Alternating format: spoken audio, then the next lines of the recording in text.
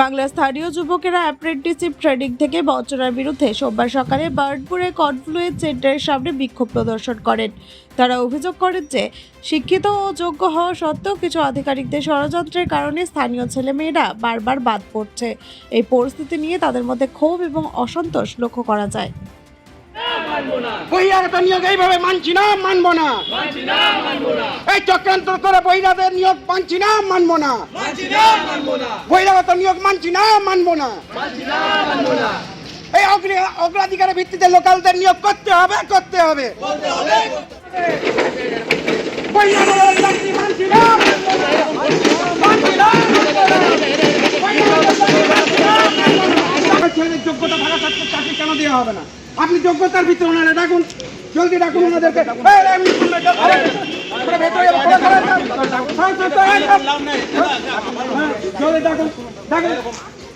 করতে হবে করতে হবে যোগ্যতার ভিত্তিতে লোকালদের অগ্রাধিকার দিতে হবে, দিতে হবে।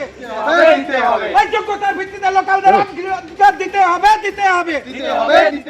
কি আমরা যারা লোকাল আছি তাদের যে যারা যারা অ্যাপ্লিকেশন করেছে তাদের নামগুলো যাদের বাতিল করে দিয়েছে তাদের নামগুলো একটা লিস্টের মধ্যে দিয়ে দিতে, বা আমাদের যে দাবিটা ছিল আমরা সেটা বলেছি যে আমাদের দাবি যারা লোকাল যারা ছেলেরা মেয়েরা আছে যাদের পার্সেন্টেজ 70-র উপরে 80-র উপরে আছে তাদের পার্সেন্টেজগুলোকে বাদ দিয়ে যারা বাইরের থেকে আসছে আমাদের থেকে পার্সেন্টেজ কম কিন্তু তাদের নামগুলো তারা চান্স পেয়ে যাচ্ছে, কিন্তু আমাদের ফর্মগুলোকে বারবার রিজেক্ট করে দিচ্ছে। একথা বলে ওনারা বলেন আপনারা একটা ডেপুটেশন দিন, অ্যাপ্লিকেশন করে আমাদেরকে জমা দিন, আমরা এই বিষয়টা দেখছি।